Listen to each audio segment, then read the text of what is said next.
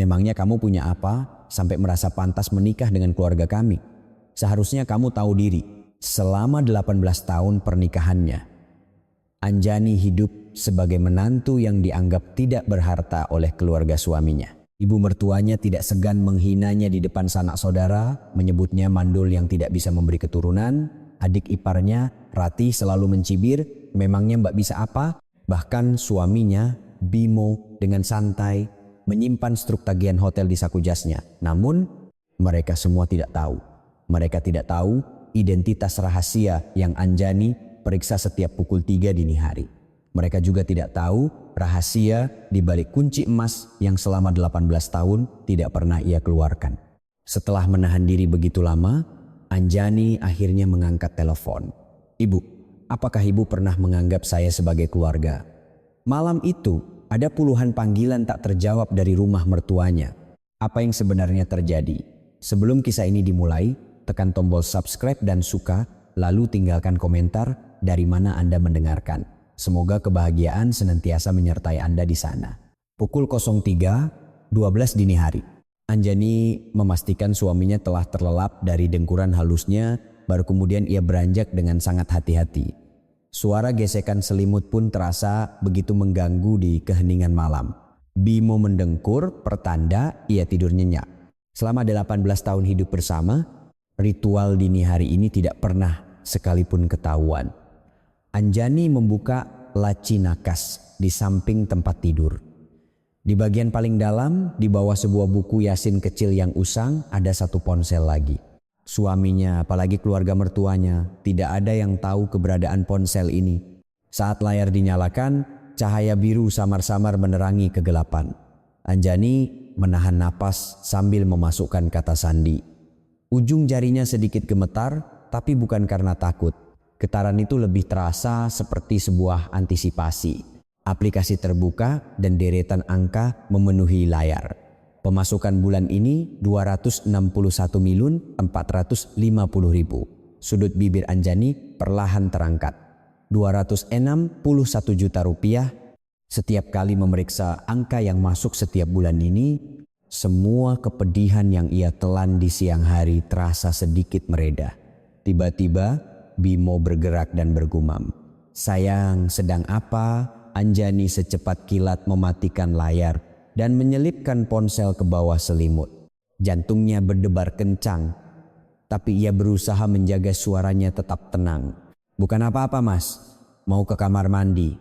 Bimo tidak menjawab dan kembali mendengkur. Anjani menghela napas lega dan bangkit dari tempat tidur. Ia pura-pura ke kamar mandi, tapi sebenarnya berjalan ke ruang tengah. Udara dini hari terasa dingin. Anjani berdiri di dekat jendela ruang tengah, menatap langit yang masih gelap. 18 tahun, sudah 18 tahun sejak ia menikah dan masuk ke rumah ini. Sudah 18 tahun pula ia menyimpan rahasia ini. Menikah di usia 27, kini ia sudah 45 tahun. Separuh masa mudanya ia habiskan untuk pernikahan ini. Selama itu, Anjani hidup sebagai staf administrasi di perusahaan kecil dengan gaji 5 juta per bulan. Setidaknya, begitulah yang terlihat dari luar. Anjani kembali mengeluarkan ponselnya dan menatap layar. Gedung perkantoran Jalan Sudirman, pendapatan sewa bulanan 1,2 miliar. Ruko komersial Kemang, bulanan 800 juta. Properti komersial Senopati, bulanan 800 juta. Total aset properti senilai 850 miliar, semuanya atas nama Anjani. Di dunia ini, hanya 2 orang yang tahu fakta ini. Anjani sendiri dan seorang teman lama neneknya, pengacara senior bernama Pak Hartono. Dan rahasia ini ia berencana untuk menyimpannya sedikit lebih lama lagi. Tepat saat itu, ponselnya yang lain berdering. Ponsel untuk pekerjaan. Nama yang tertera di layar membuat raut wajah Anjani menegang. Ibu mertua. Telepon dari ibu mertua pukul 3:30 pagi bukanlah pertanda baik. Anjani ragu sejenak sebelum menekan tombol jawab. "Iya, Bu. Ada apa pagi-pagi begini?" "Besok kamu datang ke rumah." Suara ibu mertuanya terdengar dingin dan tegas, tanpa sapaan, tanpa basa-basi. Selama 18 tahun, nada bicaranya tidak pernah berubah. "Besok, Bu, memangnya ada acara apa? Datang saja baru bicara." Sebelum makan siang sudah harus sampai. Tut, panggilan diputus sepihak. Anjani menatap layar ponselnya yang gelap untuk beberapa saat. Ada sesuatu yang berat perlahan-lahan menekan dadanya. Selalu seperti ini. Satu panggilan telepon dari ibu mertuanya bisa menghancurkan ketenangan apapun dalam sekejap. Anjani membuka laci lemari hias di ruang tengah. Di dalamnya ada sebuah amplop coklat kusam dan sebuah kunci berwarna emas. Di amplop itu tertulis nama Anjani dengan tulisan tangan neneknya. Anjani menggenggam kunci itu. Sensasi logam yang dingin terasa di telapak tangannya. Ini adalah kunci brankas di gedung Sudirman miliknya. Warisan terakhir yang diberikan neneknya sebelum meninggal. Sebentar lagi, gumam Anjani pelan. Meski hanya bicara pada diri sendiri, nadanya terdengar tegas seolah sedang berjanji pada seseorang. Neneknya semasa hidup selalu berkata, "Anjani, ketulusan hati seseorang itu terlihat saat kita sedang susah. Bagaimana cara mereka memperlakukanmu saat kamu terlihat miskin, itulah wujud asli mereka." Karena itulah Anjani menyembunyikannya. Aset senilai 850 miliar, sertifikat akuntan pajaknya, jati dirinya yang sebenarnya, semua ia sembunyikan. Dan selama 18 tahun, ia mengamati ketulusan keluarga mertuanya. Hasilnya sangat menyakitkan. Ibu mertuanya memperlakukan menantunya seperti pembantu, adik iparnya selalu menghina dan meremehkannya, dan suaminya, Bimo, melihat semua itu terjadi di depan matanya tanpa pernah sekalipun membelanya. Anjani memasukkan kembali kunci itu ke dalam amplop dan menutup laci. Di luar jendela Fajar mulai menyingsing. "Ibu masih belum tahu," kata Anjani sambil menatap keluar jendela. Ada kilatan aneh di matanya. Bukan kesedihan atau kemarahan, melainkan keteguhan hati yang hanya dimiliki oleh orang yang sudah terlalu lama bersabar. Restoran itu gedung milik siapa, dan selama 18 tahun ini berapa banyak yang sudah saya berikan? Anjani tersenyum tipis. Restoran di Kemang yang selama 18 tahun dikelola ibu mertuanya tanpa biaya sewa. Gedung itu juga milik Anjani.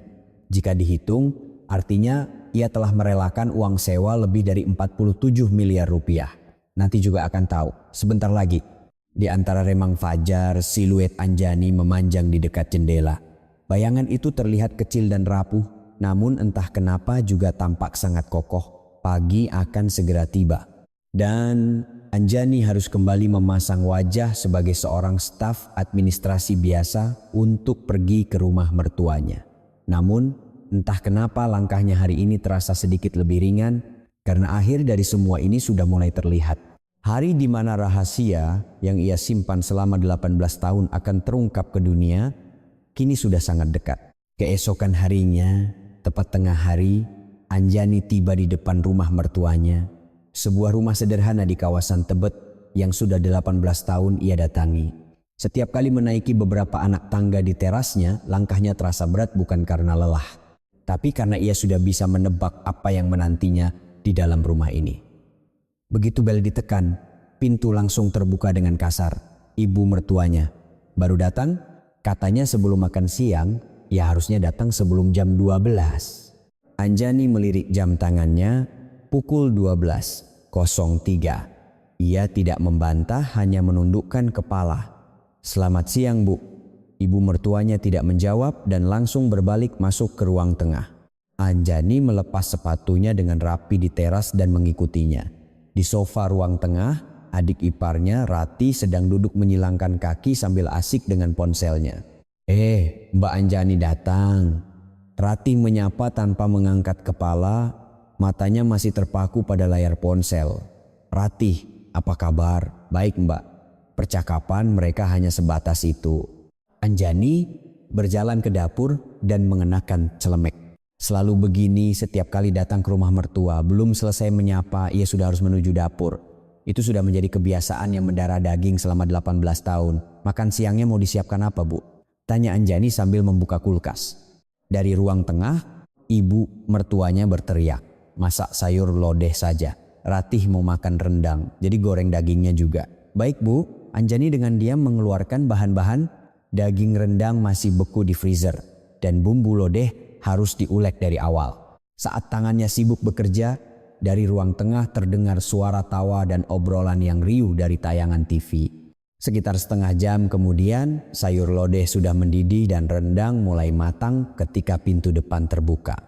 Aku pulang. Suaminya, Bimo. Anjani hanya menjulurkan kepala dari dapur.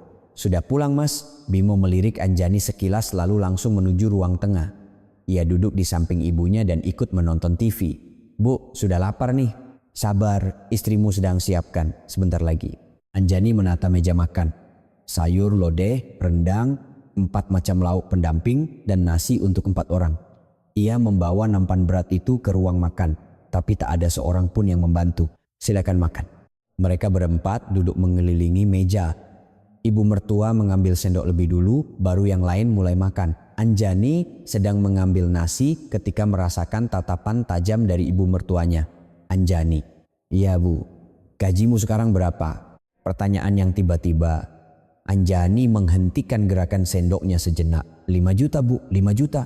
Sudah kerja 18 tahun gajimu cuma segitu. Suara ibu mertuanya penuh cemoohan. Ratih terkikik sambil menimpali. Mbak ini benar-benar ya, tidak ada yang bisa dibanggakan.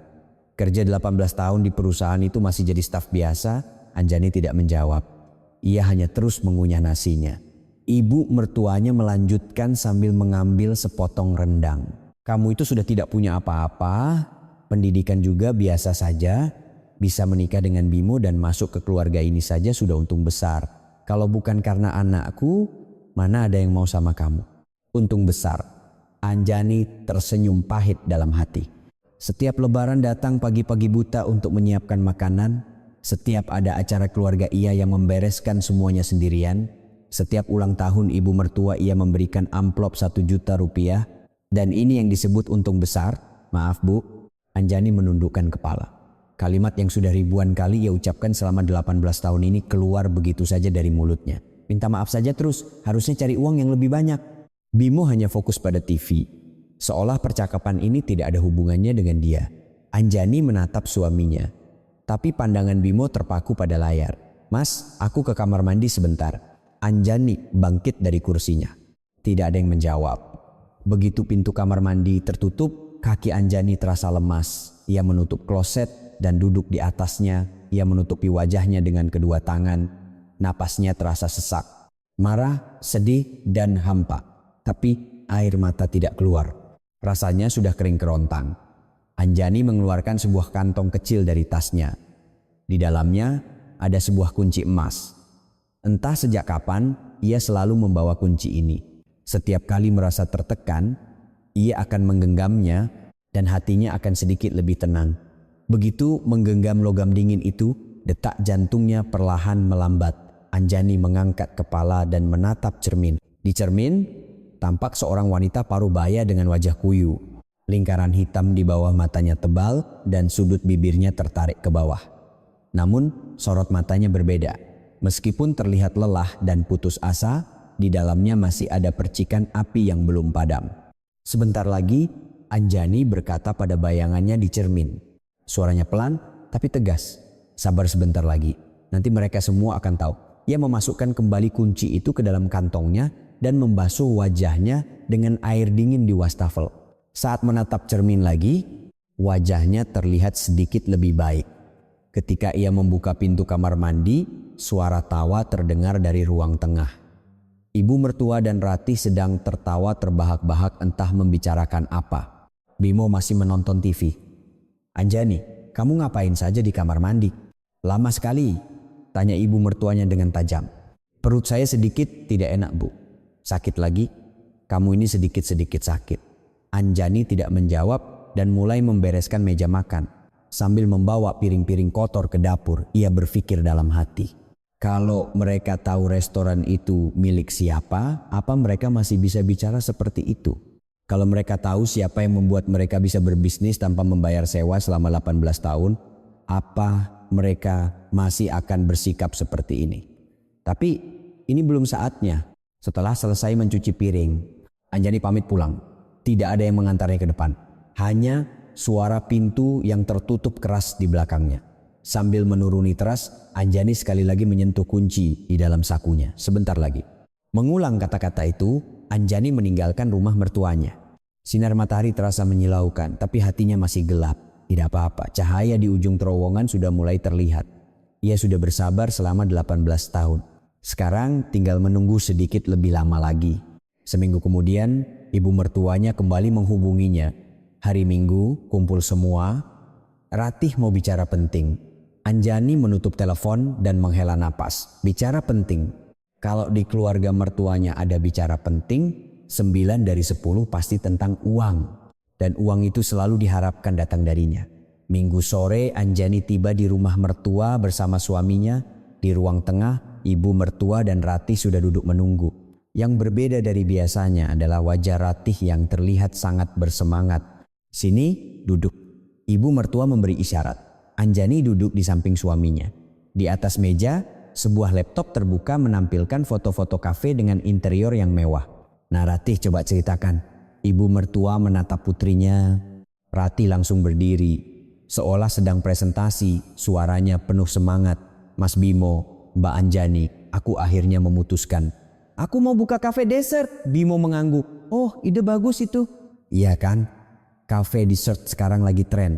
Apalagi di daerah Senopati, itu tempat paling hits. Ratih memutar laptopnya ke arah Anjani. Di layar, terpampang foto sebuah bangunan komersial 3 lantai. Fasadnya bersih dengan jendela kaca besar yang modern. Saat melihat foto itu, Anjani merasa napasnya tercekat. Properti komersial Senopati. Nilai pasar 190 miliar rupiah, pendapatan sewa bulanan 600 juta rupiah, gedung miliknya. Di lantai 1 ini ada tempat kosong, sewanya 180 juta sebulan, tapi kalau sama uang jaminan dan lain-lain, biaya awalnya sekitar 5 miliar. Ratih terus menjelaskan dengan antusias. Anjani harus menggigit bibirnya kuat-kuat untuk menjaga ekspresinya. Jantungnya mulai berdebar kencang. Jadi begini, ibu mertua menatap lurus ke arah Anjani. Dari tatapan itu, Anjani sudah tahu apa yang akan keluar dari mulutnya. Anjani, kamu bisa kan bantu 5 miliar? Tepat seperti dugaannya. Anjani terdiam sejenak. Pikirannya berputar cepat. Bu, 5 miliar? Kenapa? Memangnya tidak bisa? Suara ibu mertuanya menajam. Ratih menimpali dari samping. Mbak, kan sudah kerja 18 tahun, pasti punya tabungan dong. Kita kan keluarga, masa segini saja tidak mau bantu? Anjani menoleh ke suaminya. Bimo menghindari tatapannya dan berdeham.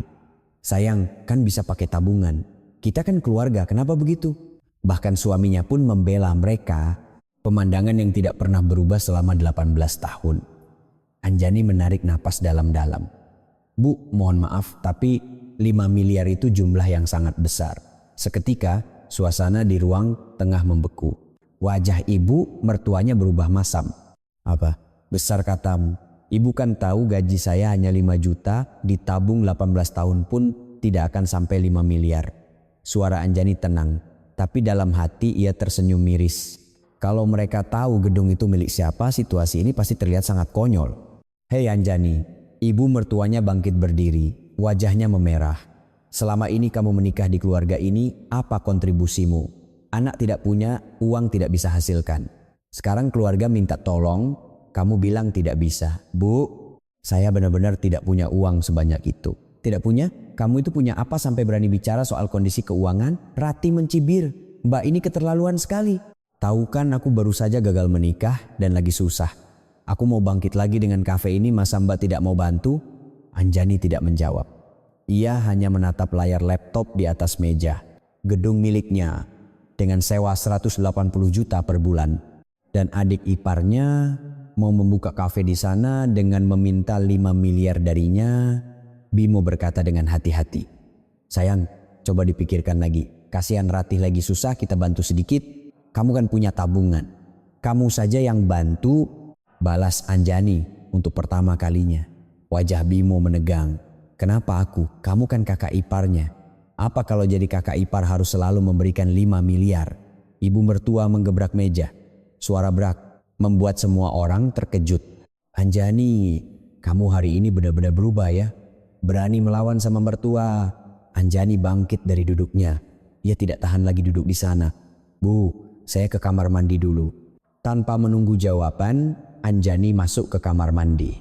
Begitu pintu tertutup dan ia bersandar, jantungnya terasa mau meledak. Marah, kecewa, tapi yang paling utama, ia merasa orang-orang itu sangat menyedihkan. Anjani mengeluarkan ponselnya dan menyalakan layar. Ia membuka aplikasi rahasianya, properti komersial Senopati, pendapatan sewa bulanan, 600 juta. Melihat angka di layar, Anjani tertawa pelan. Pendapatan sewa bulanannya 600 juta dan mereka minta 5 miliar dari saya? Anjani mematikan ponsel dan menatap cermin. Ia bertanya pada bayangannya, berapa lama lagi aku harus bersabar? Tidak ada jawaban. Tapi Anjani tahu, waktunya sudah sangat dekat. Beberapa saat kemudian, Anjani keluar dari kamar mandi. Di ruang tengah, ibu mertua dan Ratih masih menggerutu. Masa Mbak Anjani tidak punya uang? Tidak masuk akal. Ya, 18 tahun kerja buat apa saja. Anjani berjalan melewati mereka menuju pintu depan. Saya pulang dulu. Hei, mau kemana kamu? Pembicaraan belum selesai, teriak ibu mertuanya dari belakang. Tapi Anjani tidak berhenti. Ia memakai sepatunya dan membuka pintu. Tepat sebelum menutup pintu, Anjani berbalik dan berkata, Ratih, sewa gedung itu sepertinya mahal sekali. Coba dicek lagi baik-baik. Ratih menatapnya dengan bingung. Mbak kok tahu? Anjani tidak menjawab, hanya tersenyum tipis dan menutup pintu. Sambil menuruni teras, Anjani berpikir, sepertinya sudah waktunya untuk mengakhiri semua ini. Ia sudah menunggu 18 tahun. Sudah cukup. Sekarang adalah gilirannya. Beberapa hari kemudian pada hari Sabtu sore, suaminya pamit pergi pagi-pagi sekali dengan alasan ada pekerjaan mendesak di kantor. Pekerjaan di hari Sabtu. Anjani sudah tidak percaya lagi dengan alasan itu. Tapi ia tidak berkata apa-apa. Toh, ia sudah tahu semuanya. Anjani sedang membersihkan ruang tengah ketika ia berhenti di depan lemari pakaian. Jas-jas suaminya tergantung rapi. Tiba-tiba matanya tertuju pada jas biru dongker yang suaminya pakai minggu lalu. Jas itu sudah ia siapkan untuk dibawa ke laundry. Ia terbiasa memeriksa saku-saku pakaian sebelum mencucinya. Sebuah kebiasaan lama. Saat memasukkan tangan ke saku dalam, ujung jarinya menyentuh secari kertas. Ia mengeluarkan kertas yang terlipat itu dan membukanya. Sebuah struk Grand Hyatt Jakarta. Biaya kamar Rp3.850.000. Tanggalnya adalah hari Rabu minggu lalu. Tangan Anjani sedikit gemetar, tapi ia tidak terkejut. Ini adalah sesuatu yang sudah ia duga. Ia justru merasa tenang, seperti mengkonfirmasi sebuah fakta yang sudah lama ia ketahui. Anjani membawa struk itu ke ruang kerja. Di rak buku paling atas, di tempat yang sulit dijangkau, ada sebuah kotak tua. Anjani mengambil kursi, naik, dan dengan hati-hati menurunkan kotak itu. Di dalam kotak ada sebuah map. Tidak ada tulisan apapun di sampulnya. Tapi Anjani tahu persis apa isinya. Ia membuka map itu. Halaman pertama, tahun 2015 bulan Maret, salinan struk hotel, rincian tagihan kartu kredit, dan selembar foto. Foto suaminya berjalan keluar dari lobi hotel bersama seorang wanita asing. Untuk mengambil foto itu, Anjani harus menunggu 3 jam di parkiran. Halaman berikutnya, tahun 2018 bulan Agustus. Kali ini, wanita yang berbeda. Katanya rekan kerja satu kantor. Tangkapan layar percakapan dari ponsel suaminya, foto selfie mereka berdua, dan bukti pembayaran sebuah motel, semuanya tersusun rapi. Halaman ketiga, tahun 2022, bulan Mei. Wanita lain lagi. Kali ini, klien dari perusahaan rekanan. Pada hari suaminya pamit pergi perjalanan dinas, Anjani mengikutinya langsung dan mengumpulkan bukti.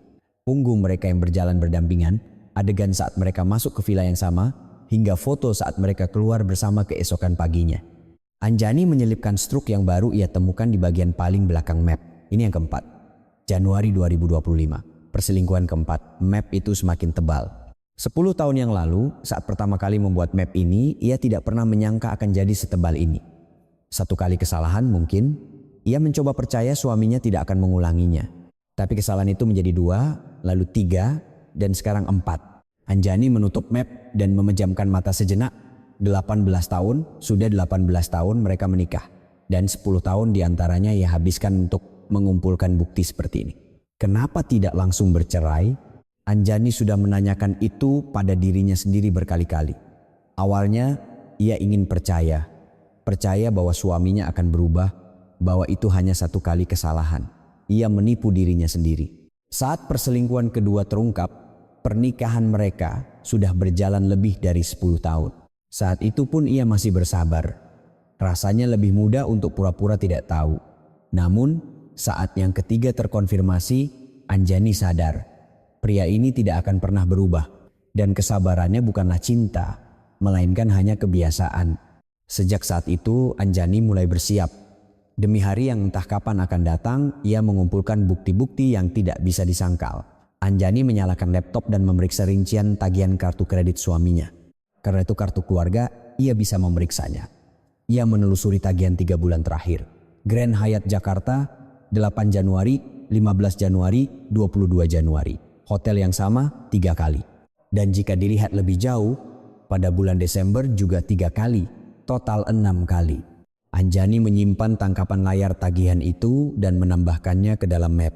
Kemudian, ia mulai mencari nama rekan kerja suaminya.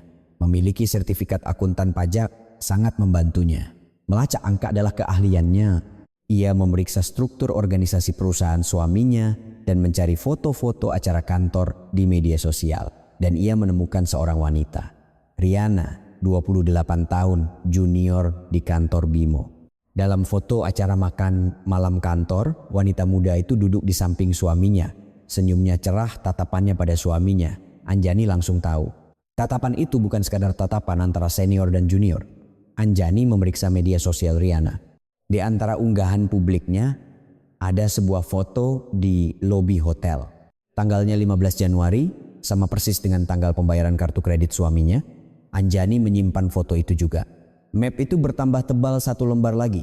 Anjani menutup laptop dan menatap keluar jendela. Matahari mulai terbenam, menyisakan semburat jingga di langit. Ia merasa hampa, bukan marah, tapi hampa yang datang lebih dulu. Waktu 18 tahun seolah berputar di kepalanya seperti film. Dari menikah di usia 27 hingga kini 45 tahun. Seluruh masa mudanya ia curahkan untuk pernikahan ini. Selama itu, suaminya berselingkuh 4 kali dan keluarga mertuanya memperlakukannya seperti pembantu. Dan Anjani hidup sebagai staf administrasi bergaji 5 juta sambil menyembunyikan aset 850 miliar. Demi apa ia bersabar sampai sejauh ini? Anjani membuka kembali map itu dan membolak-baliknya dari halaman pertama, 2015, 2018, 2022, dan 2025. Catatan selama 10 tahun ada di ujung jarinya. Tiba-tiba ia teringat pesan neneknya. Anjani, ketulusan hati seseorang itu terlihat saat kita sedang susah. Karena itulah neneknya menyuruh Anjani menyembunyikan hartanya. Untuk melihat bagaimana orang memperlakukannya saat ia terlihat miskin. Karena itulah wujud asli mereka. Hasilnya sudah jelas. Suaminya mengkhianatinya 4 kali dan keluarga mertuanya menghinanya selama 18 tahun.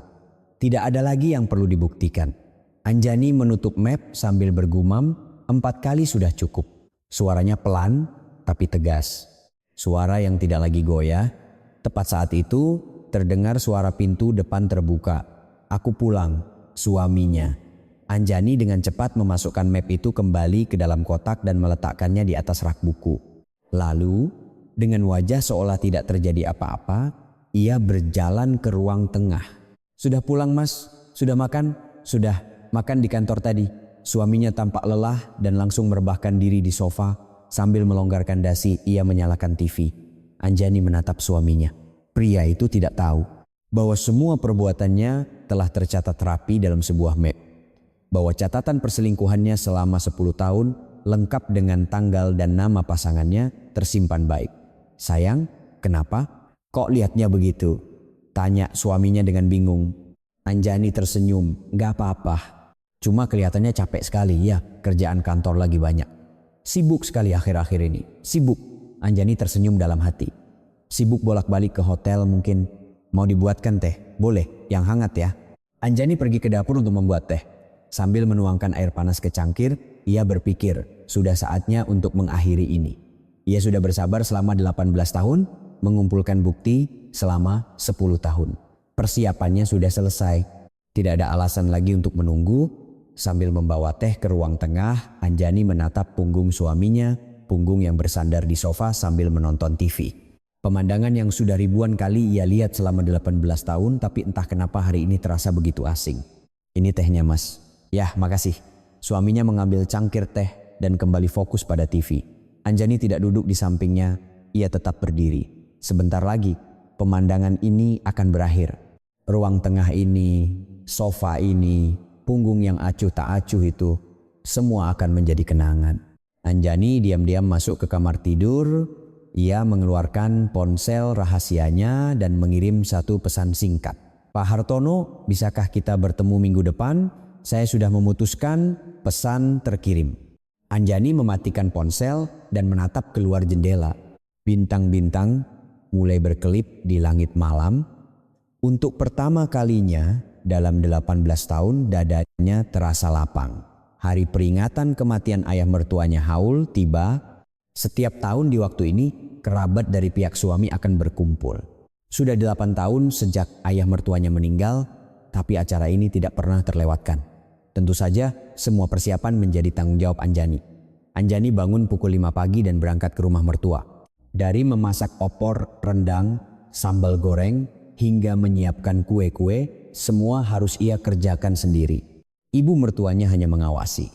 Dan Rati tidak mau membantu dengan alasan kukunya akan rusak. Pukul 3 sore, para kerabat mulai berdatangan. Keluarga paman, keluarga bibi dan sepupu-sepupu. Ruang tengah menjadi penuh sesak, setidaknya ada 15 orang. Loh Anjani, lama tidak bertemu, kok kelihatannya kurusan? Sapa seorang bibi sambil menatap Anjani dari atas ke bawah. Tatapan yang lebih terasa seperti menilai daripada khawatir. Iya Bi, apa kabar? Anjani menunduk hormat. Sambil berkeliling menyapa para kerabat, suaminya asyik mengobrol dengan para sepupu di ruang tengah.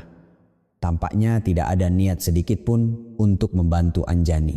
Saat persiapan makanan hampir selesai, ibu mertuanya berdiri di tengah ruang tengah. Semuanya dengar sebentar. Ratih mau menyampaikan sesuatu.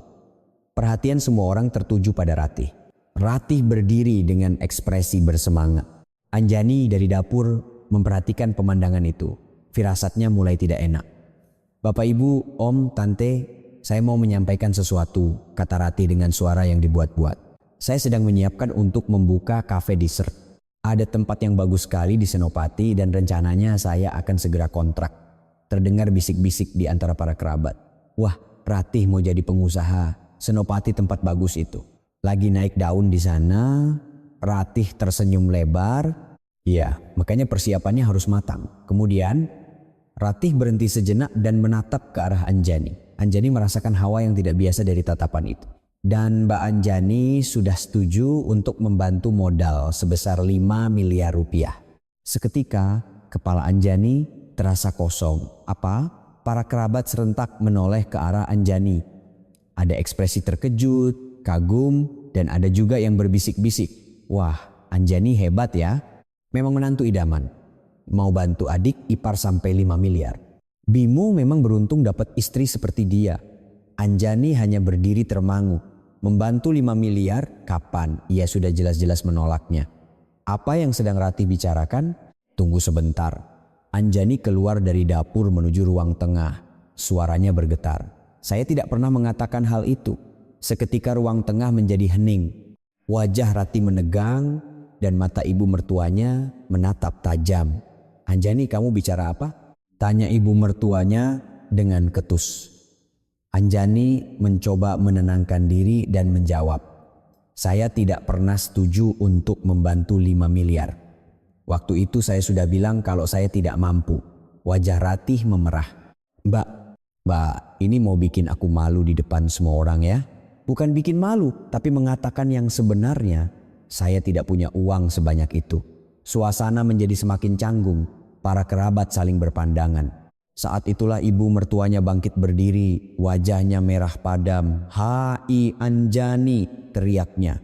Menggema di seluruh ruangan. Para kerabat terlonjak kaget. Berani-beraninya kamu mempermalukan adik iparmu di depan keluarga besar. Cuma karena punya sedikit uang kamu jadi pelit begini. Anjani menggigit bibir. Tangannya gemetar tapi ia berusaha menjaga suaranya tetap tenang. Bu, gaji saya hanya 5 juta. Dari mana saya punya uang 5 miliar? Kerja 18 tahun masa tidak punya tabungan? Itu tidak masuk akal. Kalaupun punya tabungan, tidak akan cukup, Bu. Ya cari pinjaman atau apa? Keluarga minta tolong masa kamu bilang tidak bisa? Suara ibu mertuanya semakin tinggi. Para kerabat hanya melihat. Tidak ada yang berani ikut campur. Tidak ada yang membela Anjani. Bu, apa saya harus sampai berutang untuk membantu? Tentu saja, kamu kan menantu di keluarga ini. Anjani menatap suaminya. Bimo hanya menunduk, menatap lantai. Tidak sepatah kata pun keluar dari mulutnya. Sama seperti selama 18 tahun ini, tidak pernah sekalipun membela istrinya. Tiba-tiba seorang paman angkat bicara. Sudahlah Jeng, kalau Anjani memang tidak mampu jangan dipaksa. Anjani merasa sedikit lega. Tapi ibu mertuanya tidak berhenti. Tidak mampu apa? Dia ini selalu bilang tidak punya uang, tidak punya uang. Tapi siapa tahu berapa banyak yang sudah dia kasih ke keluarganya sendiri. Bu, saya tidak pernah mengirim uang ke keluarga saya. Bohong. Ibu mertuanya menunjuk lurus ke wajah Anjani. Sebuah gestur yang sangat menghina. Sejak kamu menikah dengan anakku, apa gunanya kamu di keluarga ini? Harta tidak punya, pendidikan biasa saja, dan mandul pula. Kata-kata itu menusuk jantung Anjani seperti belati. Mandul pula, Anjani menahan napas. Di depan lebih dari 15 orang kerabat, kata-kata itu dilontarkan dan membuat seluruh tubuhnya membeku. Faktanya, ketidakmampuan mereka memiliki anak bukan karena Anjani. Saat mereka memeriksakan diri setelah menikah, masalahnya ada pada pihak suami. Tapi ibu mertuanya, meskipun tahu fakta itu, pura-pura tidak tahu. Ia justru menyalahkan menantunya dan melukainya selama 18 tahun. Tangan Anjani bergetar hebat. Amarahnya memuncak. Tapi ia tidak meledak. Belum. Anjani perlahan mengangkat kepalanya. Sorot matanya telah berubah. Tidak ada lagi kesedihan atau kekecewaan. Yang tersisa hanyalah tatapan dingin yang tenang. Bu, suara Anjani pelan tapi jelas. Saya mau tanya satu hal. Ibu mertuanya mengerutkan kening. Tanya apa lagi? Restoran ibu. Restoran di Kemang itu sewanya berapa sebulan? Pertanyaan yang tiba-tiba itu membuat ibu mertuanya bingung. Apa hubungannya dengan ini? Saya hanya penasaran. Sewa gedung itu berapa? Sewa. Kami tidak bayar sewa. Pemilik gedungnya baik hati. Oh begitu? Anjani tersenyum. Senyum yang tidak bisa dipahami oleh siapapun. Pemilik gedungnya baik sekali ya. Selama 18 tahun tidak pernah menagih uang sewa. Ibu mertuanya semakin bingung. Maksudmu apa? Bukan apa-apa Bu. Anjani tidak melanjutkan. Ia melepaskan celemeknya dan meletakkannya di atas meja. Saya pamit pulang dulu. Makanannya sudah siap semua, silakan dinikmati. Hei, mau kemana kamu? Acaranya belum selesai. Teriak ibu mertuanya, tapi Anjani tidak berhenti. Ia berjalan ke pintu depan tanpa menoleh ke belakang. Tepat sebelum membuka pintu, Anjani berbalik. Semua kerabat menatapnya. Bu dan juga Rati, suara Anjani tenang tapi terdengar jelas hingga ke seluruh sudut ruangan. Coba kalian cari tahu siapa pemilik gedung komersial di Senopati dan juga restoran di Kemang itu. Kalian akan tahu dengan cepat. Setelah mengatakan itu, Anjani menutup pintu. Sambil menuruni teras, Anjani menarik napas dalam-dalam. Jantungnya masih berdebar kencang, tapi tidak ada penyesalan. Ia sudah bersabar selama 18 tahun, hidup dengan menundukkan kepala selama 18 tahun. Ia tidak mau lagi hidup seperti itu. Anjani mengeluarkan ponselnya dan menelepon Pak Hartono, pengacaranya. Pak Hartono, ini saya. Bisakah kita memajukan jadwal pertemuan kita? Iya, secepat mungkin. Setelah menutup telepon, Anjani menatap langit. Matahari mulai terbenam, menyisakan semburat jingga. Nek, aku akan mengakhirinya sekarang, kumamnya pelan. Senyum tipis terukir di bibirnya. Tidak ada alasan lagi untuk menunggu. Waktunya telah tiba. Keesokan harinya, Anjani berangkat kerja seperti biasa. Kejadian semalam terasa seperti mimpi. Melawan ibu mertua di depan kerabat dan pulang sebelum acara selesai. Sesuatu yang tidak pernah berani ia lakukan selama 18 tahun. Suaminya mengirim pesan itu masuk dini hari. Ibu marah besar. Besok kamu harus datang minta maaf. Anjani membaca pesan itu dan meletakkan ponselnya. Minta maaf? Selama 18 tahun hidupnya hanya diisi dengan permintaan maaf. Sekarang ia harus minta maaf lagi, ia sudah tidak mau. Sekitar pukul 1 siang, Anjani sedang merapikan dokumen di kantornya. Hari yang biasa saja. Tiba-tiba, ia melihat sesuatu yang berkilauan di luar jendela. Sebuah sedan hitam berhenti di depan gedung kantornya. Bukan mobil biasa. Itu sebuah Mercedes-Benz S-Class. Bodinya yang mengkilap memantulkan cahaya matahari dengan menyilaukan. Sebuah mobil mewah yang sangat tidak cocok dengan pemandangan gedung kantor kecil yang sederhana ini. Itu mobil siapa? Gumam rekan kerja di sebelahnya sambil melihat keluar. Karyawan lain satu persatu ikut menoleh. Kantor mulai gaduh. Pintu pengemudi terbuka dan seorang supir turun. Supir itu dengan sopan membuka pintu belakang. Lalu seorang pria turun dari mobil. Seorang pria paruh baya yang mengenakan setelan abu-abu dengan rapi. Rambutnya sudah beruban. Tatapan matanya tajam dan auranya terasa sangat berwibawa. Usianya sekitar akhir 50-an. Siapa itu? Tidak tahu. Tapi kelihatannya orang penting. Ada urusan apa ya di kantor kita? Jangan-jangan auditor. Di tengah bisik-bisik karyawan, pria itu masuk ke dalam gedung. Ia terlihat melewati lobi dan masuk ke lift. Anjani, yang melihat pemandangan itu, merasa napasnya tercekat. Pak Hartono, sahabat neneknya selama 30 tahun dan satu-satunya orang yang tahu rahasianya. Seorang partner di sebuah firma hukum besar yang mengelola asetnya senilai 850 miliar rupiah. Kenapa beliau ke sini? Anjani bingung. Jelas-jelas mereka baru akan bertemu beberapa hari lagi. Kenapa tiba-tiba datang ke kantor? Beberapa saat kemudian pintu kantor terbuka. Permisi, apa benar ini dengan Ibu Anjani? Suara Pak Hartono. Seluruh kantor menjadi hening. Semua mata tertuju pada Anjani. Iya, saya sendiri. Anjani bangkit dari kursinya. Pak Hartono tersenyum cerah dan menghampirinya. Lama tidak bertemu. Apa saya bisa minta waktunya sebentar? Anjani mengangguk dan keluar dari kantor. Di belakangnya, ia bisa mendengar bisik-bisik rekan kerjanya. Siapa pria itu? Kenalan Bu Anjani. Dia pengacara dari firma besar. Tadi aku lihat kartu namanya. Ada urusan apa Bu Anjani dengan orang seperti itu?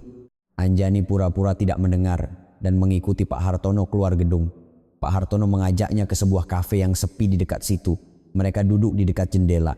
Pak Hartono yang memulai pembicaraan. Maaf datang tiba-tiba Bu Direktur.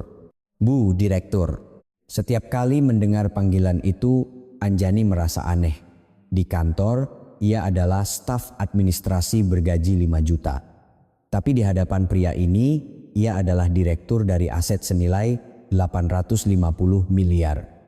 Rasanya seperti menjalani dua kehidupan. Pak, tolong jangan panggil saya seperti itu di sini. Oh maaf. Pak Hartono tersenyum canggung.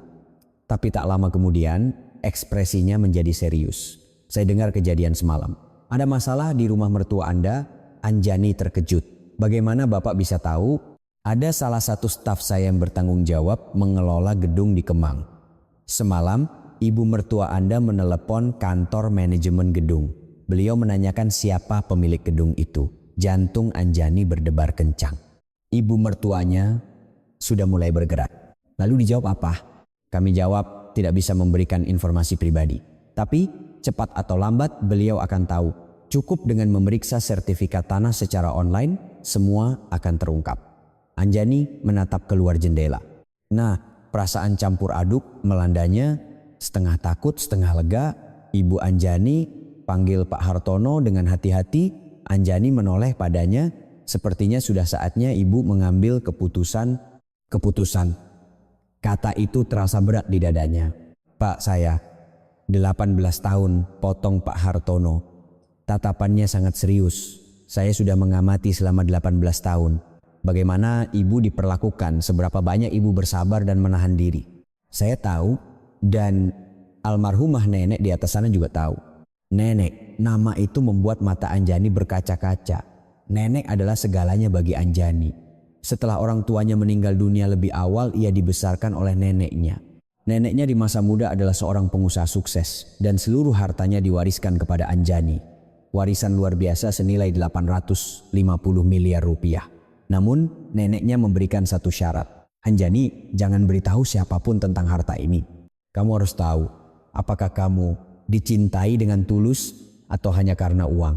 Karena itu Anjani menyembunyikannya. Sebelum menikah, setelah menikah, selama 18 tahun, ia hidup sebagai staf administrasi miskin sambil menguji ketulusan keluarga mertuanya. Hasilnya sangat mengecewakan. Sebelum meninggal, nenek menitipkan pesan pada saya, lanjut Pak Hartono. Beliau meminta saya untuk menjaga Anjani sampai ia bahagia. Jika Anjani tidak mendapatkan cinta yang tulus, maka saat itulah saya Hartono harus turun tangan membantunya. Air mata Anjani mulai mengalir. Ia menyekanya dengan punggung tangan, tapi air mata itu terus keluar. Nenek berkata seperti itu, betul. Karena itu, saya juga menunggu selama 18 tahun. Berharap ibu akan bahagia. Tapi Pak Hartono berhenti sejenak. Lalu dengan suara rendah ia berkata, pemilik aset senilai 850 miliar tidak seharusnya diperlakukan seperti ini selama 18 tahun. Sudah saatnya ini diakhiri. Anjani tidak bisa berkata-kata untuk beberapa saat. Ada sesuatu di dalam hatinya yang runtuh. Dinding kesabaran yang ia bangun selama 18 tahun mulai retak. Saya Pak, kata Anjani dengan suara bergetar. Nenek hanya ingin saya dicintai. Bukan karena uang, tapi karena diri saya sendiri. Makanya saya hidup seperti ini. Pura-pura miskin, pura-pura tidak mampu. Berharap suatu hari nanti mereka akan tulus pada saya. Lalu saya salah. Suara Anjani menjadi tegas. Ditunggu 18 tahun pun mereka tidak berubah. Suami saya, ibu mertua, adik ipar tidak ada yang mencintai saya. Mereka hanya meremehkan, memanfaatkan dan melukai. Pak Hartono mengangguk, itulah kenapa ibu harus mengakhirinya. Tidak ada alasan untuk bertahan di tempat di mana tidak ada cinta. Anjani menyeka air matanya dan menatap Pak Hartono. Pak, saya mau cerai. Suara yang mantap. Tapi di dalamnya terkandung keputusan yang telah dipendam selama 18 tahun. Pak Hartono tersenyum, keputusan yang tepat. Saya akan bantu semaksimal mungkin. Dan juga lanjut Anjani, sorot matanya telah berubah. Kesedihan dan kepasrahan telah hilang. Yang tersisa hanya keteguhan. Gedung restoran di Kemang. Selama 18 tahun saya tidak pernah menerima uang sewa kan? Betul. 220 juta per bulan. Selama 18 tahun totalnya menjadi 47,52 miliar. Sekarang saya mau menagihnya. Suara Anjani pelan tapi tidak ada keraguan. Ibu mertua saya pernah bilang saya tidak punya apa-apa, tidak berpendidikan, mandul dan tidak pantas menikah dengan anaknya. Saya dengar. Sekarang saya akan beritahu beliau siapa pemilik gedung tempatnya berdagang gratis selama 18 tahun ini. Pak Hartono mengeluarkan sebuah map dari tas kerjanya. Saya sudah menduga. Semua dokumen terkait sudah saya siapkan. Perjanjian sewa, catatan sewa gratis selama ini, dan surat tagihan sewa normal untuk kedepannya. Anjani menerima dokumen itu. Ujung jarinya sedikit gemetar. Terima kasih Pak, sama-sama. Ini sudah tugas saya. Pak Hartono bangkit berdiri. Bu Direktur, sudah saatnya Ibu hidup sebagai direktur yang sesungguhnya. Sebagai pemilik aset 850 miliar. Anjani ikut berdiri. Sinar matahari menerobos masuk melalui jendela kafe. Selama 18 tahun ia hidup dalam persembunyian. Sekarang adalah waktunya untuk keluar. Pak Hartono, ya, tolong sampaikan pada nenek. Jika beliau melihat dari atas sana, Anjani tersenyum. Meskipun masih ada bekas air mata, senyumnya begitu cerah. Sampaikan bahwa cucunya ini akan mulai hidup bahagia. Beberapa hari kemudian, Rati datang ke kantor agen properti dengan hati gembira. Ia akan menandatangani kontrak untuk ruko di Senopati. Meskipun tidak berhasil mendapatkan 5 miliar dari kakak iparnya, ibunya berhasil mendapatkan uang dari sumber lain. Uang tabungan seumur hidup ditambah pinjaman jumlahnya pas-pasan. Pak, saya datang untuk tanda tangan kontrak.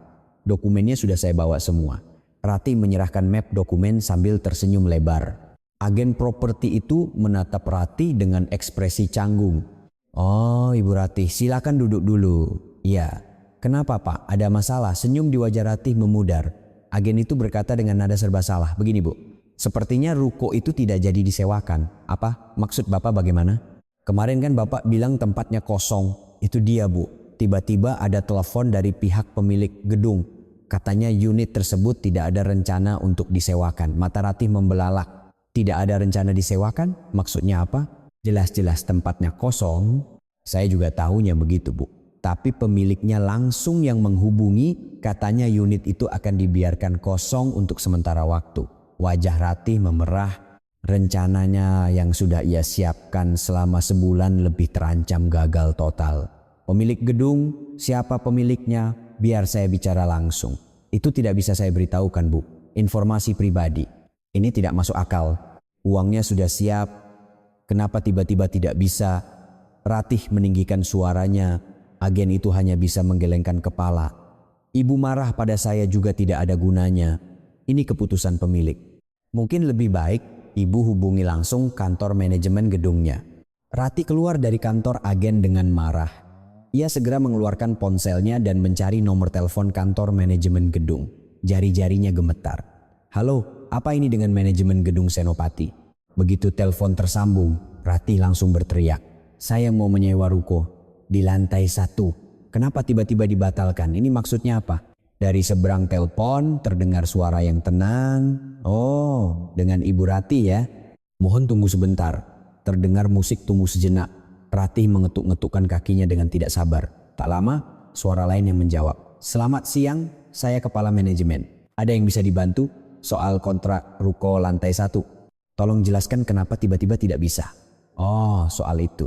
Kepala manajemen itu terdengar ragu sejenak. Pemilik gedung yang memberi instruksi langsung.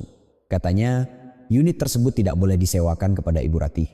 Apa? Suara Ratih melengking kepada saya. Kenapa? Apa salah saya? Alasannya saya tidak tahu, Bu. Pemilik hanya berpesan seperti itu. Siapa pemiliknya? Siapa yang berani melakukan ini pada saya? Hening sejenak. Kepala manajemen itu berkata dengan hati-hati. Seharusnya ini rahasia, tapi melihat situasinya, sepertinya ibu berhak tahu. Ratih menahan napas, menunggu. Pemilik gedungnya adalah Ibu Anjani. Seketika pikiran Ratih menjadi kosong. Anjani. Nama kakak iparnya. Apa? Anjani? Betul. Ibu Direktur Anjani yang berpesan langsung bahwa unit tersebut tidak disewakan. Ponsel di tangan Ratih terlepas dan jatuh ke lantai. Suara benturannya terdengar sayup-sayup. Anjani pemilik gedung ini? Staf administrasi bergaji 5 juta itu? Kakak ipar yang katanya tidak punya apa-apa itu? Ratih dengan tangan gemetar memungut ponselnya. Panggilan sudah terputus. Kakinya lemas, rasanya ingin jatuh, tapi ia menahannya. Ia langsung menelepon ibunya. Bu, ada apa Ratih, kontraknya lancar? Tidak, Bu, pemilik gedungnya menolak. Apa? Kenapa? Itu. Suara Ratih bergetar. Pemiliknya Anjani, Bu. Mbak Anjani pemiliknya. Di seberang telepon terdengar napas ibunya yang tertahan. Apa katamu? Anjani pemilik gedung itu? Ruko di Senopati itu punya kakak iparmu? Hening sejenak. Lalu terdengar suara gemetar ibunya. Tidak mungkin. Bagaimana bisa? Aku juga tidak tahu, Bu. Tapi kepala manajemennya bilang begitu. Katanya Ibu Direktur Anjani. Direktur. Panggilan itu menusuk telinga sang ibu mertua. Tunggu sebentar. Kalau begitu, restoran di Kemang juga. Wajah ibu mertua itu pucat pasi, ponsel di tangannya bergetar hebat. Ia teringat kata-kata menantunya saat acara haul beberapa hari lalu. Coba cari tahu siapa pemiliknya. Kalian akan tahu dengan cepat. Saat itu ia tidak mengerti, ia pikir itu hanya gertakan, tapi sekarang semua kepingan teka-teki mulai menyatu. Ibu mertua dengan tangan gemetar menekan nomor lain. Kantor manajemen gedung di Kemang. Halo, saya penyewa restoran di gedung ini. Saya mau tanya, siapa pemilik gedungnya? Mohon maaf, Bu, informasi pribadi tidak bisa kami berikan. Saya sudah 18 tahun berdagang di sini. Masa saya tidak boleh tahu siapa pemiliknya? Kalau begitu, Ibu bisa memeriksa sertifikat hak milik secara online. Siapa saja bisa memeriksanya. Panggilan terputus, ibu mertua langsung membuka situs BPN online. Tangannya gemetar sampai salah memasukkan nomor KTP 3 kali. Akhirnya data sertifikat muncul di layar. Pemilik Anjani. Desahan lirih keluar dari mulut ibu mertua itu. Ini gedung tempatnya berdagang gratis selama 18 tahun adalah milik menantunya. Menantu yang selama 18 tahun ia perlakukan seperti pembantu, ia hina dan ia caci maki karena tidak bisa memberinya cucu. Dengan panik ia menelepon menantunya. Nada sambung berbunyi. 1 kali, 2 kali, 3 kali. Tidak diangkat. Ia menelepon lagi. Tidak diangkat lagi. Lebih dari 10 kali ia mencoba, Anjani tidak menjawab teleponnya. Pada saat yang sama, Anjani sedang berdiri di atap gedung perkantoran di Jalan Sudirman. Gedung senilai 380 miliar rupiah miliknya. Pemandangan kota Jakarta dari atap gedung itu bermandikan cahaya senja. Ponselnya terus berdering di layar, tertera nama ibu mertua. Anjani menatap layar itu dengan tenang. Selama 18 tahun, setiap kali telepon ini berdering, jantungnya selalu berdebar kencang. Takut akan omelan atau hinaan yang akan ia terima, tapi hari ini berbeda. Anjani tersenyum sambil menekan tombol tolak. 1 kali, 2 kali, 3 kali, setiap kali telepon berdering, ia menekannya. Entah kenapa, tindakan itu terasa sangat melegakan. Seperti beban yang selama 18 tahun menyumbat tenggorokannya akhirnya terlepas. Angin bertiup menerbangkan rambut Anjani. Cahaya senja mewarnai wajahnya dengan semburat kemerahan. Anjani bersandar di pagar pembatas dan menatap ke arah Kemang. Restoran ibunya ada di sana. Tentu tidak terlihat dari sini, tapi ia tahu arahnya. Bu, gumam Anjani pelan. Sewa 18 tahun yang tidak pernah saya tagih itu totalnya lebih dari 47 miliar. Ibu tahu? Tidak ada jawaban. Tentu saja ibunya tidak bisa mendengarnya. Tapi Anjani melanjutkan. Ibu bilang saya tidak punya apa-apa, tidak berpendidikan, mandul dan tidak pantas jadi menantu. Ingat? Mata Anjani berkaca-kaca. Tapi air mata tidak jatuh. Saya punya banyak, Bu. 850 miliar. Dan saya juga punya sertifikat akuntan pajak. Entah ibu menganggap saya apa, tapi selama ini saya hanya diam dan bersabar. Ponselnya berdering lagi. Kali ini dari Ratih. Anjani kembali menekan tombol tolak. Ratih, kamu juga pasti sudah tahu ya. Sewa ruko di Senopati itu 180 juta sebulan dan itu gedungku. Anjani memasukkan ponselnya ke saku dan menatap langit. Senja semakin pekat, dadanya terasa lapang. Beban yang menindihnya selama 18 tahun seolah terangkat. Ia kira ia akan menangis, tapi yang keluar justru tawa. Nek, sekarang aku tidak perlu sembunyi lagi kan?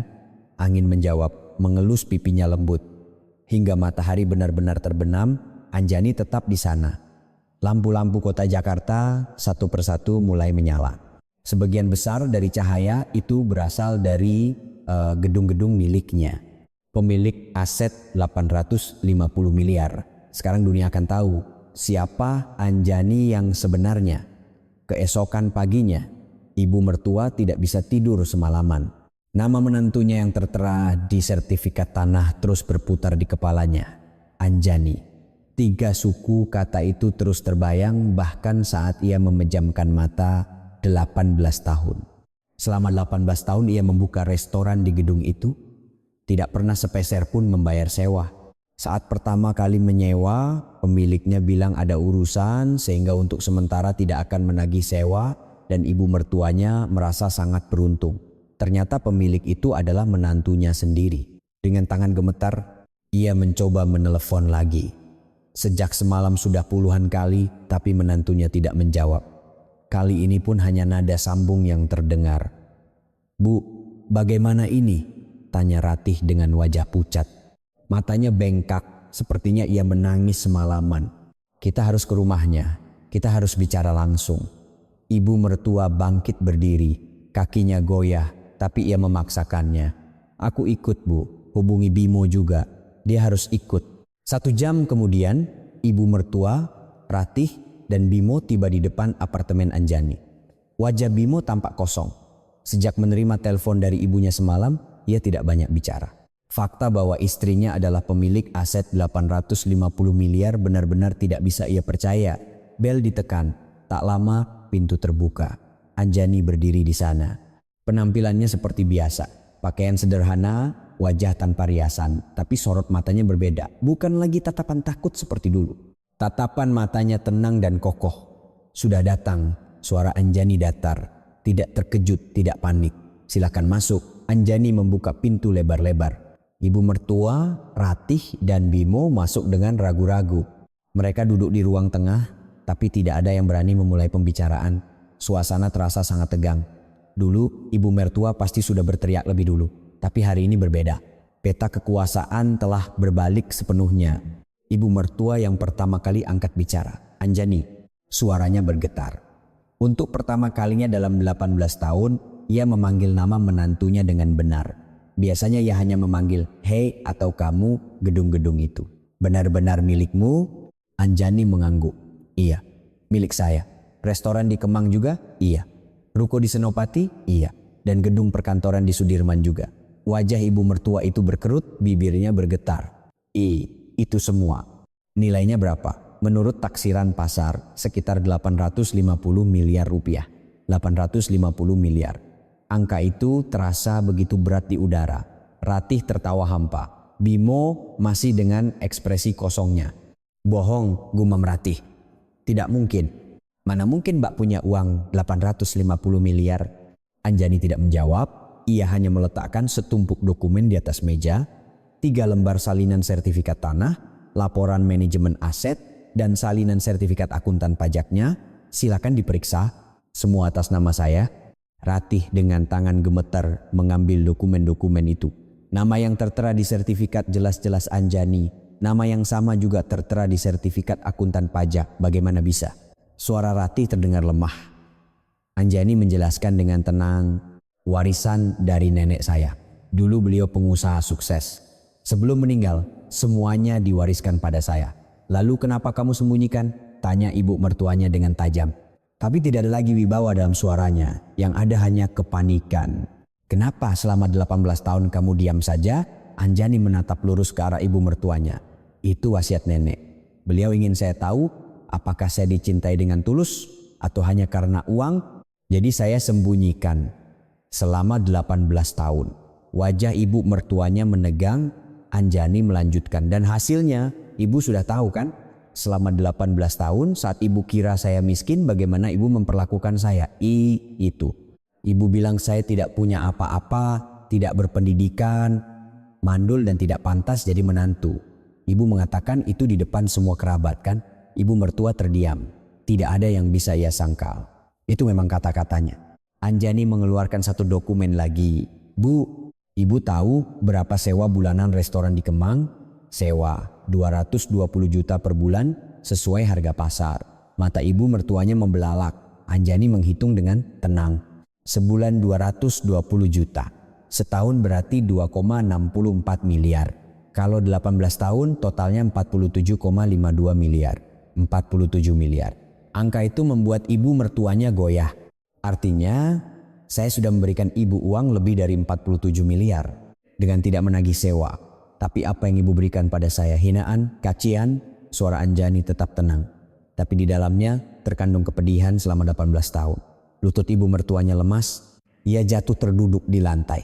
Anjani, katanya dengan suara gemetar. Maafkan ibu salah. Tolong maafkan ibu. Ratih ikut berlutut. Mbak, aku juga salah. Tolong maafkan aku. Anjani menatap kedua orang yang berlutut di hadapannya. Perasaan campur aduk melandanya. Ini adalah adegan yang ia bayangkan selama 18 tahun. Bahwa suatu hari nanti, saat kebenaran terungkap, mereka akan berlutut dan memohon. Ia pikir ia akan merasa puas, tapi melihatnya langsung, tidak ada kepuasan, yang ada hanya kehampaan. Waktu 18 tahun melintas di benaknya. Ribuan hinaan, puluhan ribu kali diremehkan, cacian yang tak terhitung. Setiap lebaran, ia bangun pagi-pagi buta untuk memasak. Ibu mertuanya tidak pernah berterima kasih. Yang ada hanya, masakan apa ini? Begini saja tidak bisa. Ulang tahunnya tidak pernah dirayakan. Ulang tahun pernikahan juga. Yang ada hanya cemoohan tentang gajinya yang kecil. Dan beberapa hari yang lalu, di depan para kerabat, mandul. Tatapan Anjani menjadi dingin. Bu, suaranya rendah. Maaf, selama 18 tahun saya tidak pernah mendapatkannya. Ibu mertua mengangkat kepala. Air matanya mengalir deras. Anjani, tolong. Ibu benar-benar salah. Ibu tidak akan begitu lagi. Tidak akan begitu lagi? Anjani tersenyum sinis. Kalau saya tetap miskin, ibu pasti akan terus begitu selamanya. Ibu minta maaf sekarang karena saya kaya, bukan karena tulus menyesal. Ibu mertua tidak bisa berkata-kata. Itu adalah kebenaran yang tak terbantahkan. Anjani menoleh ke arah suaminya. Bimo masih duduk termangu. Mas, panggil Anjani. Bimo mengangkat kepala. Kamu tidak punya sesuatu untuk dikatakan. Bibir Bimo bergetar. Anjani, aku tidak tahu. Aku benar-benar tidak tahu. Tidak tahu apa ibu menghina saya. Kamu lihat semuanya. Kamu ada di sana tapi tidak pernah sekalipun membela saya. Itu. Dan kamu, tatapan Anjani menjadi semakin dingin. Struk Hotel, Grand Hyatt. Ingat? Wajah Bimo pucat pasi. Itu. Aku sudah tahu sejak 10 tahun yang lalu. Aku punya catatannya. 4 kali. Kamu berselingkuh. Anjani, aku akan gugat cerai. Suara yang datar. Bimo bangkit berdiri. Cerai? Tidak, Anjani. Tunggu. Kita bicara dulu. Aku salah. Semua salahku. Sudah terlambat 18 tahun. Anjani bangkit. Ia menatap ibu mertua dan Rati yang masih berlutut dan Bimo yang panik. Aku akan hidup untuk diriku sendiri sekarang. Aku tidak mau lagi bersabar. Anjani berjalan ke arah pintu.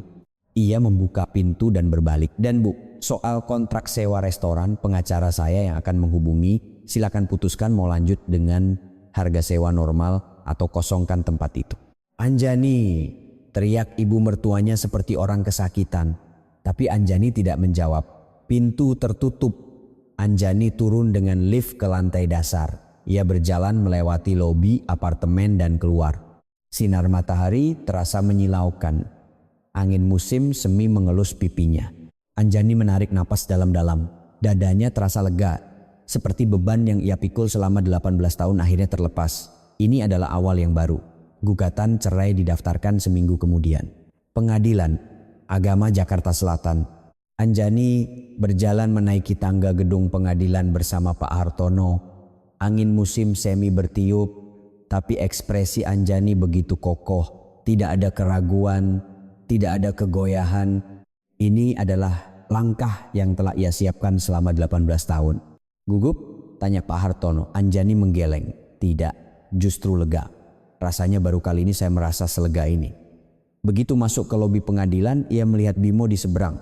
Bimo mengenakan kemeja batik tapi kancingnya miring dan wajahnya kuyu seperti orang yang tidak tidur berhari-hari. Di sebelahnya, pengacaranya sedang merapikan berkas. Bimo melihat Anjani dan menghampirinya. Anjani, tolong, apa tidak bisa dibatalkan saja? Aku salah, semua salahku. Anjani menatap Bimo, pria yang pernah ia cintai. Ia teringat 18 tahun yang lalu. Saat pria ini melamarnya dengan senyum, saat itu ia percaya senyum itu tulus. Sudah terlambat, Mas. Anjani berkata datar dan berbalik. Wajah Bimo tampak hancur, tapi Anjani tidak menoleh lagi. Mereka duduk berhadapan di ruang mediasi. Hakim mediator membolak-balik berkas sambil menatap keduanya bergantian. Silakan pihak penggugat menyampaikan dalilnya. Pak Hartono berdiri, tergugat SDR Bimo. Selama 18 tahun masa pernikahan telah melakukan perselingkuhan sebanyak 4 kali. Pak Hartono membuka map pertama. Isinya adalah map bukti yang telah Anjani kumpulkan selama 10 tahun. Maret 2015, perselingkuhan pertama.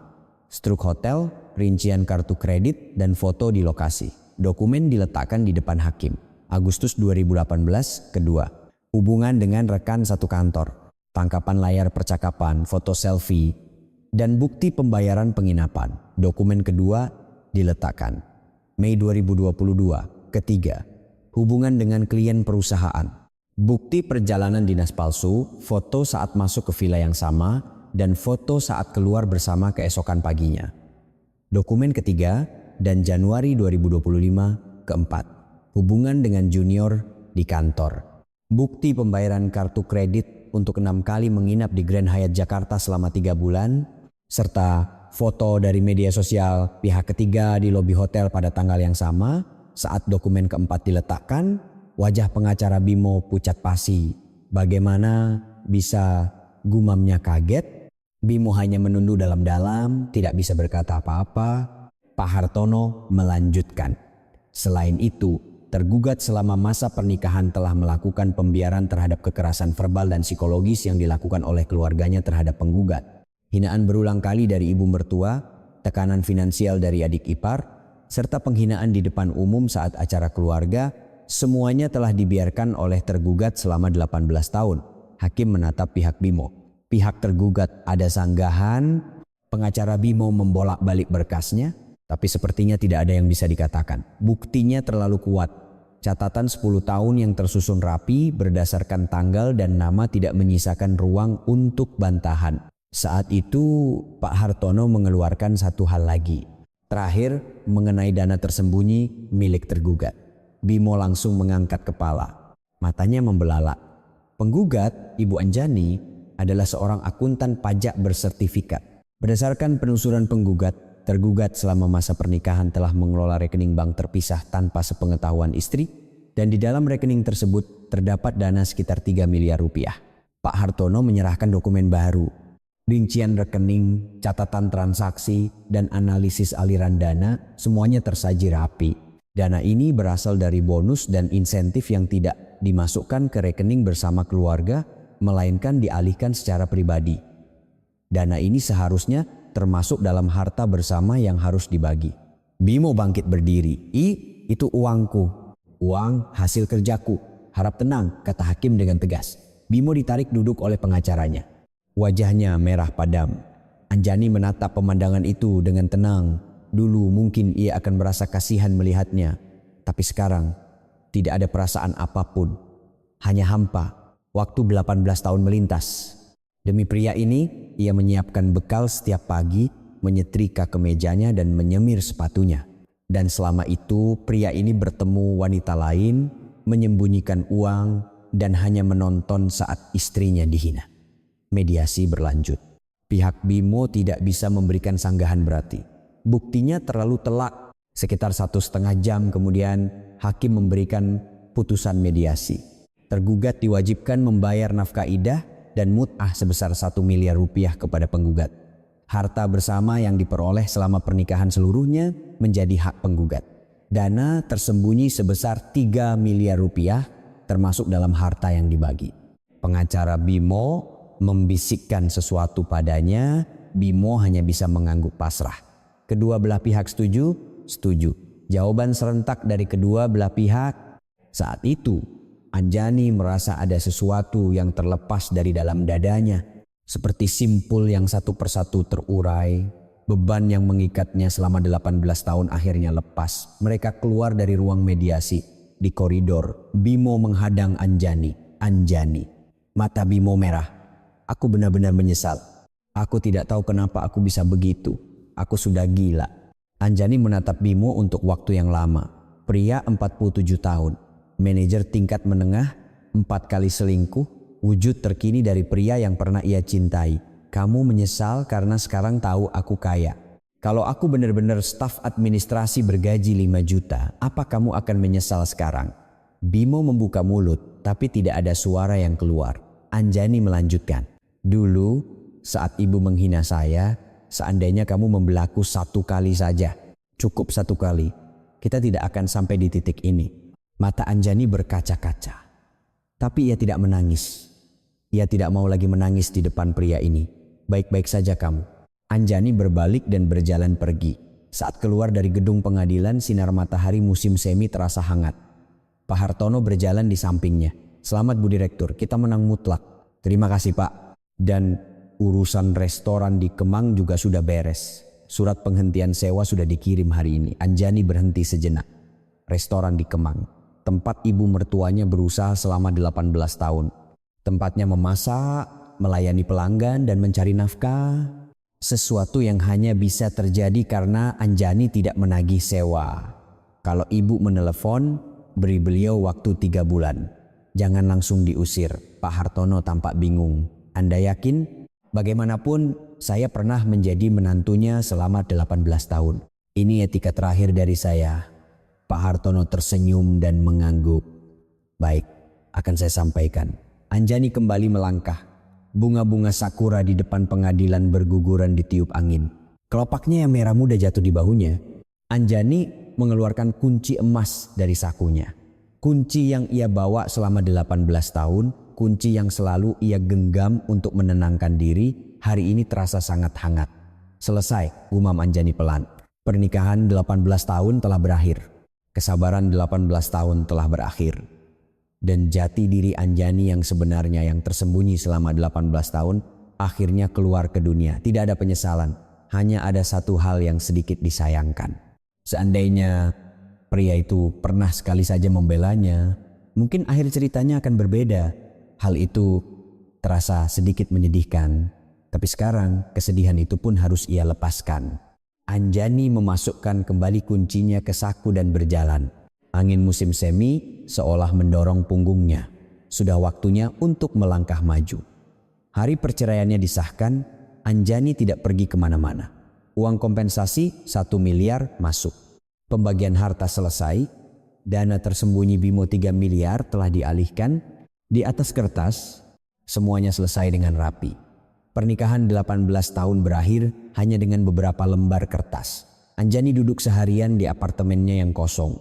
Bimo sudah membawa barang-barangnya pergi. Jas-jas di lemari telah hilang.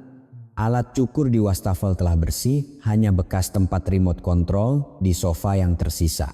Sunyi, terlalu sunyi hingga terasa aneh. Selama 18 tahun, rumah ini selalu ramai. Suara dengkuran suami, dering telepon dari ibu mertua, omelan Ratih. Setelah semua suara itu hilang, kesunyian menyelimutinya. Anjani membuka laci lemari hias. Amplop kusam dan kunci emas masih di sana. Seperti selama 18 tahun ini, ia menggenggam kunci itu. Sensasi dingin logam terasa di telapak tangannya. Tapi hari ini rasanya berbeda. Dulu, setiap kali menyentuh kunci ini, hatinya terasa berat. Ia harus meyakinkan diri bahwa ini belum saatnya. Bahwa ia harus bersabar sedikit lagi. Tapi hari ini ia tidak perlu lagi melakukan itu. Penantiannya telah berakhir. Anjani memasukkan kunci dan amplop itu ke dalam tas dan keluar rumah. Ia naik taksi menuju Jalan Sudirman. Hari sudah senja, langit Jakarta berubah warna dari jingga ke ungu. Ia tiba di depan gedung perkantoran di Sudirman. Gedung senilai 380 miliar, gedung miliknya. Begitu masuk lobi, seorang petugas keamanan membungkuk hormat. Selamat malam Bu Direktur. Bu Direktur, di gedung ini semua orang memanggilnya begitu. Tapi Anjani sendiri jarang sekali datang ke sini. Semua urusan biasanya ia serahkan pada Pak Hartono. Saya boleh ke atap? Tentu saja Bu. Mari saya antar. Ia naik lift ke lantai teratas. Begitu pintu menuju atap terbuka, angin berhembus kencang. Pemandangan malam kota Jakarta terhampar di depan matanya. Kota dengan jutaan lampu berkelip. Di antara cahaya itu, ada restoran di Kemang, ada ruko di Senopati, semua milik Anjani. Anjani bersandar di pagar pembatas dan menatap langit. Bintang-bintang mulai bermunculan. Terdengar suara pintu terbuka di belakangnya. Ternyata Anda di sini, Pak Hartono. Ia berjalan ke atap dengan kerah mantel yang dinaikkan. Pak Hartono sudah datang, saya tadi menelepon tapi tidak diangkat. Saya pikir mungkin Anda di sini. Anjani memasang ekspresi bersalah. Maaf Pak, saya tidak lihat ponsel. Tidak apa-apa. Pak Hartono berdiri di sebelahnya. Untuk beberapa saat mereka berdua diam menatap malam Jakarta. Saya dengar perceraiannya sudah disahkan hari ini. Iya, sudah selesai. Bagaimana perasaan Anda? Anjani berpikir sejenak. Entahlah, lega tapi juga hampa. Sulit dijelaskan. Pak Hartono mengangguk. 18 tahun, wajar saja. Hening sejenak. Angin memainkan ujung mantel mereka. Tiba-tiba Pak Hartono mengeluarkan sebuah amplop dari dalam mantelnya. Amplop yang sudah kusam, ujung-ujungnya usang dan warnanya pudar. Tapi tulisan di atasnya masih jelas. Untuk Anjani, tulisan tangan neneknya. Jantung Anjani berdebar kencang. Ini apa Pak? Surat dari almarhumah nenek. Pak Hartono menyerahkan amplop itu pada Anjani. Beliau menitipkannya pada saya sebelum meninggal. Katanya, berikan surat ini pada Anjani saat ia bisa tersenyum lagi. Tangan Anjani bergetar. Saat menerima amplop itu, ia seolah bisa merasakan kehangatan tangan neneknya. Nenek meninggalkan ini? Betul. Sudah lebih dari 10 tahun saya menyimpannya. Saya rasa hari ini adalah hari yang tepat. Anjani dengan tangan gemetar membuka amplop itu. Di dalamnya ada selembar kertas surat yang terlipat. Ia membuka surat tua itu dengan hati-hati. Tulisan tangan neneknya memenuhi kertas itu, tulisan yang bulat dan hangat. Bayangan neneknya yang sedang duduk menulis surat di meja makan seolah muncul di depan matanya. Anjaniku, begitu surat itu dimulai, jika kamu membaca surat ini artinya kamu sudah bisa tersenyum lagi. Mata Anjani berkaca-kaca. Nenek khawatir sekali padamu. Meninggalkanmu sendirian di dunia ini rasanya berat sekali. Makanya nenek meninggalkan harta. Nenek pikir uang bisa melindungimu. Setiap kata yang ia baca menghangatkan hatinya. Tapi yang sebenarnya ingin nenek tinggalkan bukanlah uang. Yang ingin nenek tinggalkan adalah kekuatan agar kamu bisa berdiri sendiri. Angin menggoyangkan surat itu. Anjani memegangnya erat-erat. Anjani, nenek akan selalu ada untukmu. Saat kamu menangis, tertawa ataupun kesulitan, nenek selalu di sisimu. Jika kamu membaca surat ini sekarang, artinya tangisanmu sudah berhenti dan kamu sudah bisa tersenyum, kan? Air mata mengalir di pipinya. 1 tetes, 2 tetes, lalu mengalir deras. Sekarang, hiduplah untuk dirimu sendiri. Jangan lagi bersabar demi orang lain. Lakukan apa yang kamu inginkan. Nenek akan melihatmu dari atas sini. Selalu mendukungmu, baris terakhir. Nenek sayang kamu, Anjaniku. Anjani memeluk surat itu di dadanya. Bahunya berguncang. Ia menangis tanpa suara. Lama sekali. Tapi ini bukan tangisan kesedihan. Ini adalah luapan semua perasaan yang ia pendam selama 18 tahun. Kekecewaan, kesepian, kerinduan, semuanya bercampur menjadi satu. Dan di ujungnya ada perasaan lega yang hangat. Pak Hartono hanya berdiri diam di sampingnya. Mantelnya berkibar ditiup angin, tapi ia tidak bergerak. Wibawa seorang pria yang telah menepati janjinya pada seorang sahabat selama 30 tahun. Setelah beberapa lama, Anjani menyeka air matanya. Ia mengangkat kepala dan menatap langit. Bintang-bintang bersinar terang. "Nek," kata Anjani ke arah langit. Suaranya serak, tapi senyum terukir di bibirnya. "Aku akan mulai bahagia sekarang. Terlambat ya. Apa yang nenek inginkan baru sekarang akan aku lakukan." Angin mengelus pipinya. Seolah tangan neneknya terulur untuk menyeka air matanya. Pak Hartono mengeluarkan sebuah kotak kecil lagi dari sakunya. "Ini juga untuk Anda." Ia membuka kotak itu. Di dalamnya ada setumpuk kartu nama. Anjani, Direktur Aset Manajemen. Di atas dasar putih, bersih dengan tulisan berwarna emas. Nama baru Anjani. "Saya siapkan lebih dulu. Maaf jika lancang." Anjani mengambil kartu nama itu. Ujung jarinya meraba tulisan itu. Anjani, Direktur Aset Manajemen. Bukan lagi staf administrasi bergaji 5 juta. Bukan lagi menantu seseorang atau istri seseorang. Ia adalah pemilik aset 850 miliar. Seorang akuntan pajak. Dan sekarang seorang wanita yang berdiri dengan namanya sendiri. "Terima kasih Pak. Ini bukan lancang. Ini hadiah terbaik." Pak Hartono tersenyum lebar. Langit di timur mulai terang. Selama mereka berbincang, malam telah berganti fajar. Anjani bersandar di pagar pembatas, menatap ke timur. Di perbatasan antara gelap dan terang, langit mulai memerah. Sebentar lagi matahari akan terbit. Ia mengeluarkan kunci emas dan menggenggamnya di tangan kiri. Di tangan kanannya, ia memegang kartu nama baru. Masa lalu yang ditinggalkan neneknya dan masa depan yang akan ia ciptakan, keduanya ada di tangannya. Dan matahari pun terbit. Dari sela-sela hutan beton Jakarta, cahaya jingga memancar. Cahaya hangat itu menyinari wajah Anjani. Masih ada sisa air mata di sana. Tapi Anjani tersenyum. Ada yang lebih berharga dari 850 miliar. Kebebasan. Dan hari ini, saat dimana ia akhirnya bisa hidup menjadi dirinya sendiri. Jika kisah hari ini meninggalkan sedikit getaran di hati Anda, jangan ragu untuk kembali ke sini sesekali. Jika berkenan, tinggalkan satu kalimat hangat untuk tokoh dalam cerita ini. Mungkin dukungan Anda bisa menjadi kekuatan bagi seseorang untuk menjalani hari esok. Saya tulus mendoakan hari ini dan hari esok Anda.